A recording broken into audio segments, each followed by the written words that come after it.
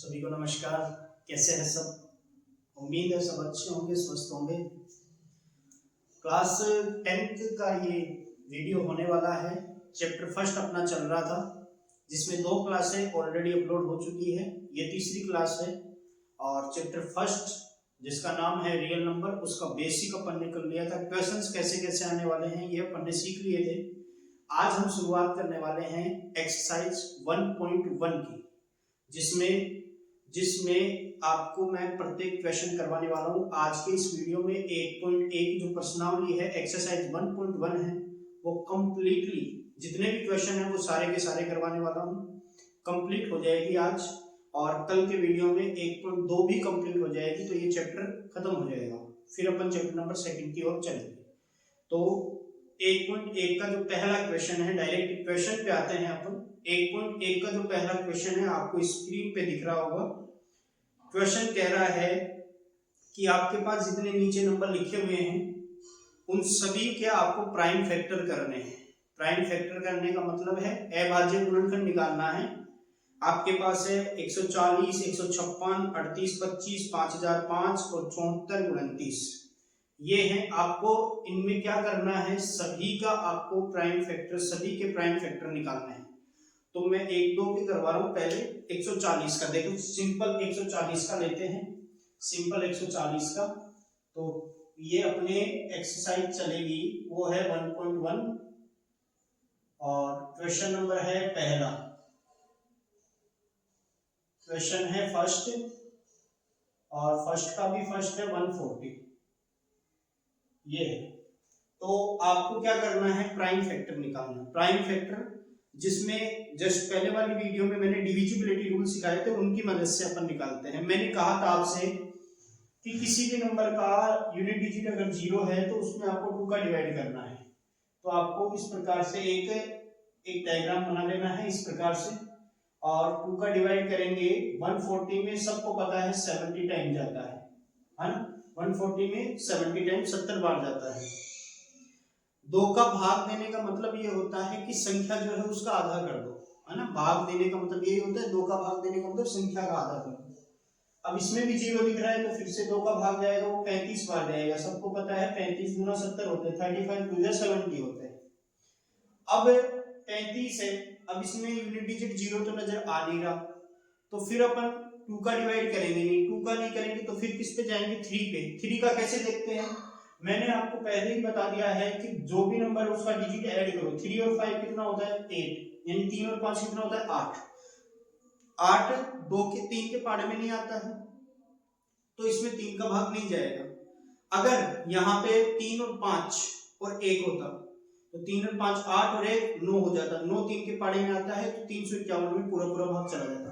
अभी इसमें 3 का नहीं जाएगा। अब आप कहोगे सर 4 का भी नहीं जाएगा। देखो, जिसमें 2 का नहीं जाता उसमें 4 का, 6 का, 8 का, 10 का, जितनी भी सम संख्याएं आगे सारी की सारी कैंसिल हो जाएंगी। तो फिर इसमें किसका जाएगा, इसमें जाएगा 5 का। हमें पता है 5 7 35 होता है, यानी 5 7 35, और 7 एक प्राइम नंबर होता है, 7 एक अभाज्य संख्या होती है, 7 में 7 का जाता है। तो 140 है, 140 इसका अभाज्य गुणनखंड करें तो 2 गुना 2 गुना 5 गुना 7, ये आया। इसको मैं ऐसे भी लिख सकता हूं, 2 की घात 2 गुना 5 गुना 7। ये आपके अभाज्य गुणनखंड प्राइम फैक्टर आ गए हैं। ठीक है भाई, ये आपका पहला क्वेश्चन, पहले का पहला। एक और करते हैं बड़ा, एक जैसे आप देख पा रहे होगे स्क्रीन पे, 156 आसान है, आप कर सकते हो।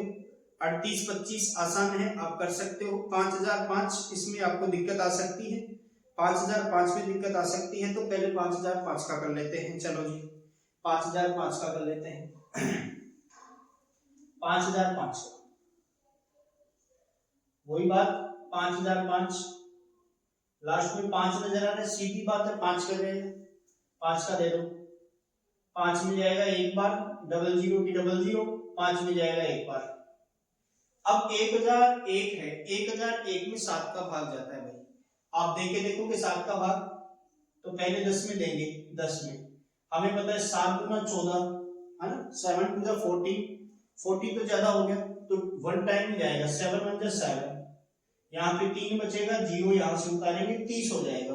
हमें पता है 7 चौक 28 होता है, हमारे पास ऊपर कितना था 30 था, बचा कितना 2 बचा, 2 के साथ उतारेंगे 1, 21 हो जाएगा, 21 में किसका जाएगा 7 का जाएगा, 7 या 21, 143 सबको पता है 11 का जाता है, 143 में 11 का जाता है, देखो 11 एकम 11, यहाँ से 3 बचेगा, 3 इधर हो गया 33 हो गया, 11 दिया 33, और 13 में 13 का ही जाता है क्योंकि 13 एक अभाज्य संख्या है, तो ये हो गया 5, इसको 5005 है ना, 5005, इसको मैं लिख सकता हूं 5 गुना 7 गुना 11 गुना 13, 5 गुना 7 गुना 11 गुना 13, ठीक है। ये आपका पहला क्वेश्चन है, पहला क्वेश्चन मैंने कंप्लीट करवा दिया है। इसी प्रकार से सारे क्वेश्चन आपको करने हैं, पहले के जितने भी पार्ट है सारे आसान आसान पार्ट है, भाग देना है, इसी प्रकार से आपको करना है। फिर भी अगर किसी पार्ट में आपको दिक्कत आती है तो आप कमेंट बॉक्स में छोड़ देना, है ना, तो नेक्स्ट क्लास में सबसे पहले मैं उसी को बताऊंगा जिसमें आपको दिक्कत आ रही है, ठीक है भाई। अब चलते हैं क्वेश्चन नंबर 2 की ओर, और क्वेश्चन नंबर 1 को आप अगर लिखना चाहो तो लिख सकते हैं, क्वेश्चन नंबर 2 की ओर चलते हैं।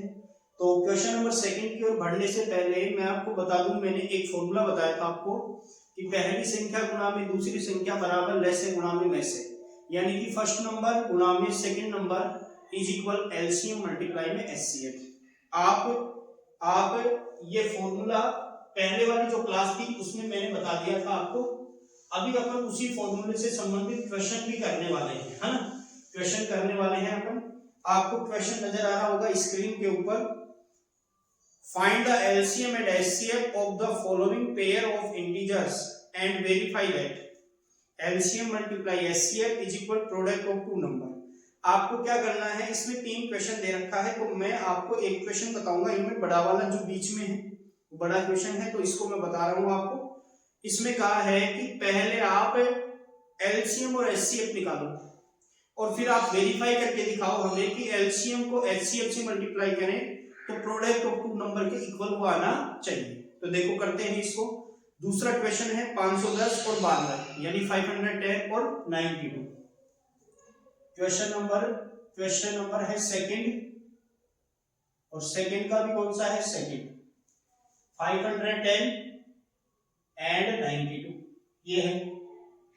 अब पहला क्वेश्चन इसी प्रकार से होगा जैसे मैं करवा रहा हूं, इसका तीसरा पार्ट सेम इसी प्रकार से होगा। फिर भी अगर मैं कह रहा हूं बार बार, अगर उनमें भी आपको कोई डाउट है तो कमेंट बॉक्स में छोड़ देना क्वेश्चन, मैं आपको अगले वीडियो में पहले वो बताऊंगा जो डाउट है, उसके बाद आगे बढ़ेंगे। तो वही करना है, पहले रफ में क्या करेंगे, रफ का कार्य है, रफ में क्या लिखेंगे, रफ में 510 के अभाज्य गुणनखंड कर लो, अभी किए थे वैसे, अभी जैसे किए। देखो 2 का देंगे इसमें, 2 गुना 4 होता है, 1 बचेगा, 1 11 हो जाएगा, 2 पंजे 10 होता है और 2 पंजे 10 होता है, ठीक है। अब 255 में 3 का भाग जाता है, आराम से जा सकता है, तो 3 का भाग देंगे, 3 7 21, 3 8 24 होता है, और 1 बचेगा, 3 पंजे 15 होता है, ठीक है। 85 8 और 5 कितना होता है भाई, 8 और 5 13 होता है, तो 13 में तो 3 का जाता नहीं, तो इसमें 5 का जाएगा, 5 1 5 होता है, और यहाँ पे बचेगा 3 35 हो जाएगा, 5 7 35 होता है, यहाँ पे 17 और 17 में 17 का एक बार जाएगा, ठीक है। यानी कि 510 जो है, आप 510 इसको आपने लिखा 2 गुना 3 गुना 5 गुना 17, 2 गुना 3 गुना 5 गुना 17, और एक 92 है, 92, तो 92 के भी कर लो भाई, 2 का जा रहा है, सबको पता है लास्ट में 2 आएगा तो 2 का जाएगा, तो 2 का जाएगा, 2 चौक 8 होता है, 1 बच गया, यहाँ से उतार लिया 2, 2 छीने 12 होता है, 46 बार जाएगा। फिर 2 का जाएगा, 2 गुना 4 होता है, 2 तिया 6 होता है, और 23 में 23 का जाता है हमेशा एक बार, ठीक है, 23 प्राइम नंबर है। तो आपने 92 को लिख दिया है, 92 को लिख दिया है 2 की घात 2 गुना में 23। ये आपका काम, यहां तक वाला काम हो गया है। ये आप अभाज्य गुणनखंड की मदद से कर लिए, जो पहले क्वेश्चन में अपन ने सीखा था। पहली ही क्लास में मैंने आपको एलसीएम एचसीएम निकालना सिखा दिया था, पहली ही क्लास में। अगर आपको निकालना है एलसीएम, तो मैंने आपको पहली ही क्लास में बता दिया था कि एलसीएम कैसे निकालेंगे। एलसीएम निकालने का मतलब है सबसे पहले कॉमन देखो, और कॉमन में भी सबसे बड़ी घात देखो। तो कॉमन क्या आ रहा है भाई, कॉमन आ रहा है 2, और 2 में बड़ी घात है 2 की घात 2, देखो। फिर इसके अलावा जो कॉमन नहीं आ रहे, जितने नंबर बच गए हैं सभी लिख दो। तो क्या क्या बचा, एक तो बचा 3, एक बचा 5, एक बचा 17 और एक बचा 23। अब इन सबको क्या करना है भाई, मल्टीप्लाई करना है। जल्दी से अपन मल्टीप्लाई करते हैं, जल्दी से अपन मल्टीप्लाई करते हैं इसको। करो, देखिए मल्टीप्लाई करो भाई एक बार।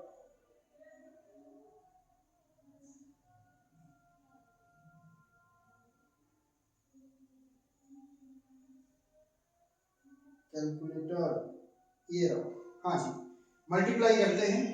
देखो 2 की घात 2 का मतलब 4 होता है, 4 को मल्टीप्लाई करना है 3 से, फिर मल्टीप्लाई करना है 5 से, फिर मल्टीप्लाई करना है 17 से, फिर मल्टीप्लाई करना है 23 से।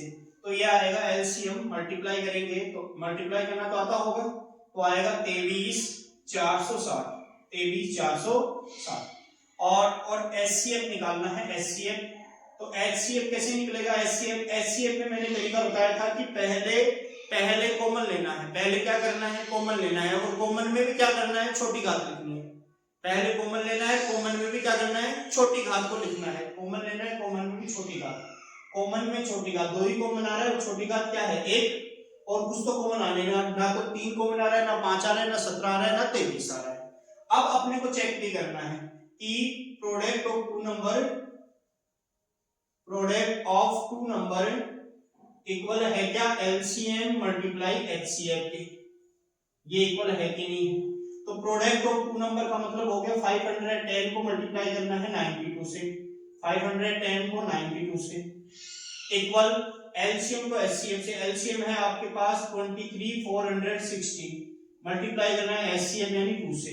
मल्टीप्लाई करते हैं, देखो 510 को 92 से, तो 510 को जब 92 से मल्टीप्लाई करेंगे तो आएगा 46,920, और इसको भी आप करोगे तो ये आएगा, देखो 2 को 0 से करेंगे 0, 6 2 12 होगा 2, 4 2 8 9, 3 2 6, 4 4 2 2 4।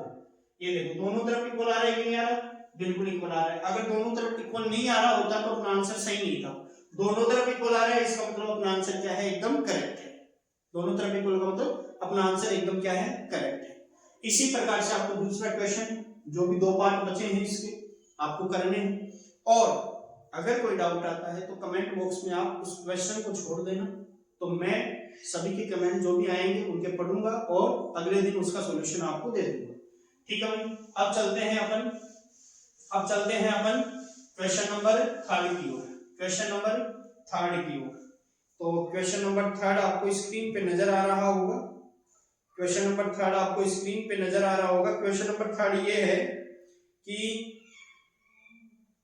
Find the LCM and HCF of the following integers. आपको एलसीएम एचसीएफ निकालना है। कैसे निकालना है अभी बताया है ना। तो ये क्वेश्चन भी मैं आपको एचडब्ल्यू में दे रहा हूं कि आप क्वेश्चन, इसमें 3 है, 12 15 21, बड़ा आसान है। 12 में 2 का भाग जाएगा, 15 में 3 का जाएगा, 21 में भी 3 का जाएगा। दूसरा है 17 23 और 29, 17 में 17 का ही जाता है भाई, 23 में 23 का ही जाता है, 29 में 29 का जाता है। 8 9 25 है, तो 8 में 2 का देना है पहले, फिर 2 का देना है, फिर 2 का देना है। 9 है उसमें 3 का जाएगा पहले, 25 है उसमें 5 का जाएगा। कितना बड़ा आसान क्वेश्चन है, कोई चेक वेक नहीं करना है, एलसीएम एचसीएफ निकालना है, सिंपल। ठीक है, अब चलते हैं क्वेश्चन नंबर, ये आपका है घर के लिए। अगर इनमें डाउट आता है तो आपको पता है ना कहां लिखना है। इसके बाद क्वेश्चन नंबर 4, अच्छा क्वेश्चन है, इंपोर्टेंट भी लगा लो इसको। क्वेश्चन नंबर 4 आपको स्क्रीन पे नजर आ रहा होगा। गिवन दैट एचसीएफ 306 657, इस प्रकार से लिखा है, इस प्रकार से कि एचसीएफ है, एचसीएफ 306 और 657 इज इक्वल टू 9, और आपको निकालना है, फाइंड क्या करना है, फाइंड ये करना है भाई। इसका मतलब समझो पहले, तो इसका मतलब समझो। इसका मतलब ये है, क्वेश्चन का मतलब इंपोर्टेंट भी इसको लगाना है, आपको इंपोर्टेंट भी इसको लगाना है। और इस क्वेश्चन का मतलब क्या है, क्वेश्चन का मतलब है कि 2 नंबर हैं, एक तो है 306 और एक है 657, 2 नंबर हैं और दोनों का आपने एचसीएफ निकाला तो 9 आया। इसका मतलब ये है कि आपके पास दो नंबर है, एक तो 306 है, एक 657 है, दोनों का आपने क्या निकाला HCF, तो कितना आया 9 आया।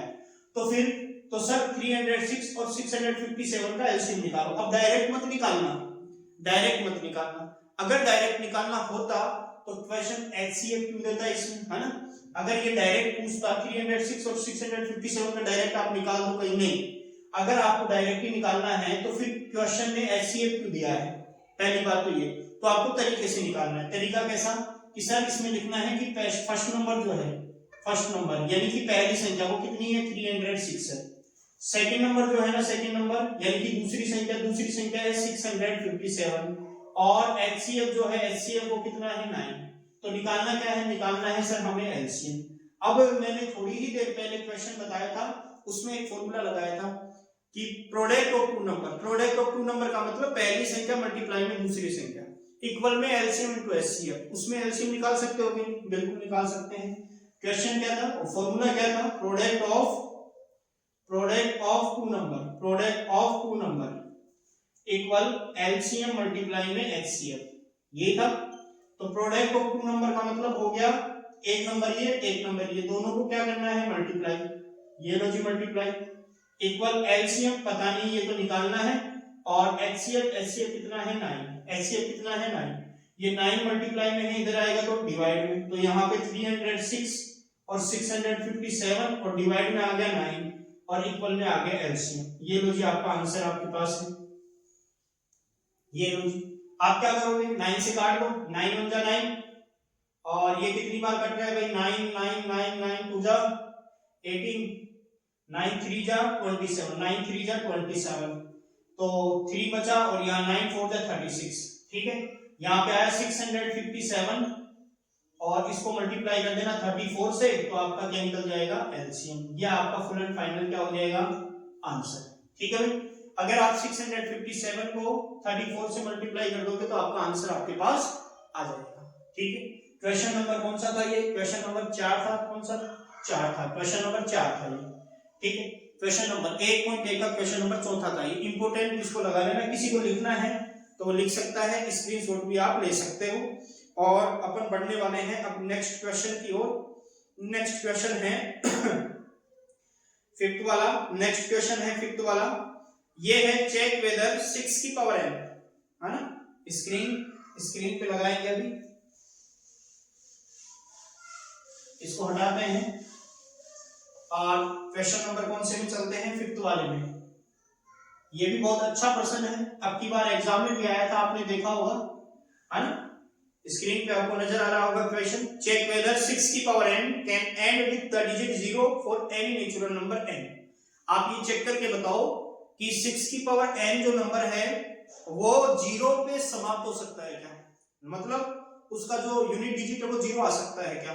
तो पहली बात तो बेटा ये है कि किसी भी नंबर का अगर यूनिट डिजिट 0 लाना है तो उसके अगर आप फैक्टर करोगे, कोई भी नंबर है उसका यूनिट डिजिट अगर 0 लाना है तो क्या करना पड़ेगा, एक ही बात याद रखना, किसी भी नंबर का यूनिट डिजिट अगर 0 है तो उसके अगर फैक्टर हैं तो फैक्टर में कम से कम एक बार तो 2 होगा और कम से कम एक बार 5 होगा, है ना।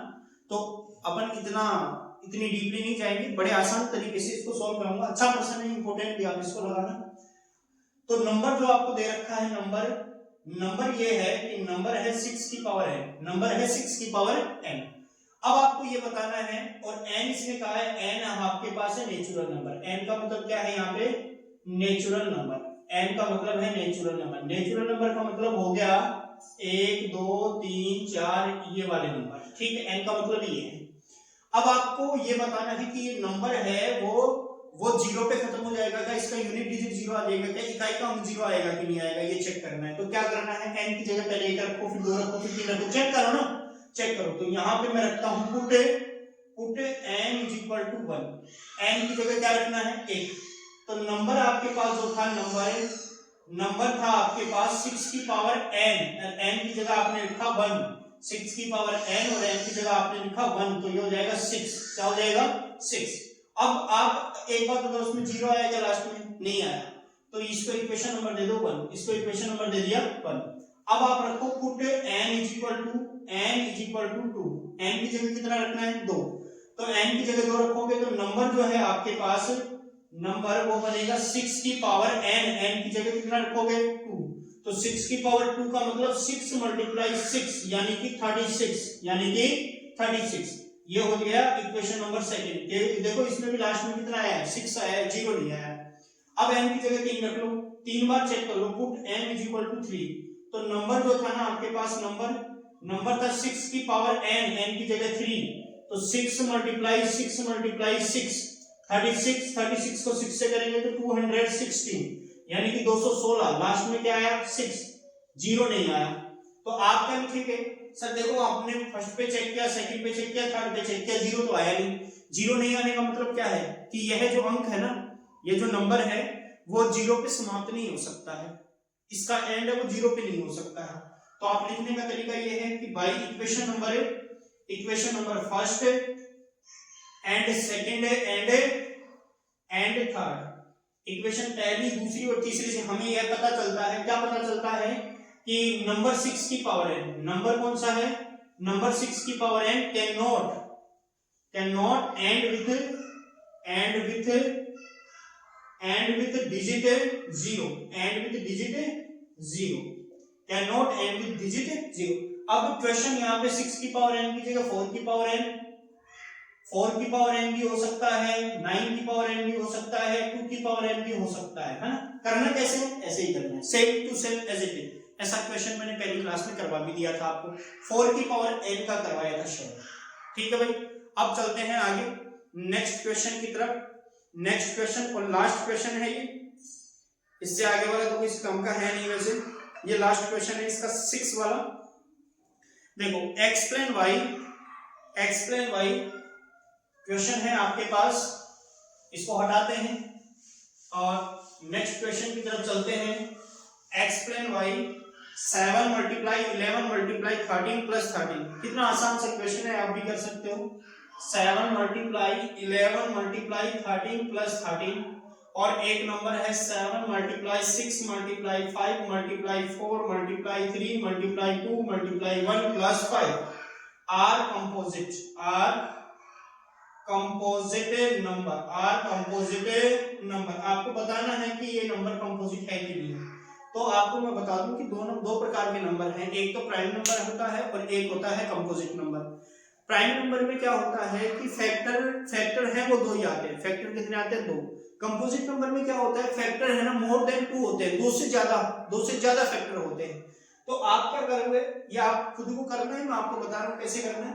आप क्या करोगे, 7 को मल्टीप्लाई करोगे 11 से, 11 को करोगे 13 से, यानी तीनों को मल्टीप्लाई कर लिया, उसमें 13 ऐड कर लिया। 13 ऐड करने के बाद एक नया नंबर आएगा, उस नए नंबर के आपको फैक्टर कर लेना है, और फैक्टर 2 से ज्यादा आएंगे, है ना, 2 से ज्यादा फैक्टर आएंगे, और 2 से ज्यादा फैक्टर जो आएंगे तो आप लिखोगे कि इसके फैक्टर हैं वो 2 से ज्यादा है।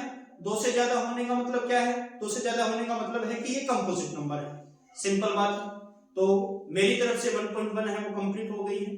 आज के लिए इतना ही, मिलते हैं कल, तब तक के लिए tata bye bye, Radhe Radhe.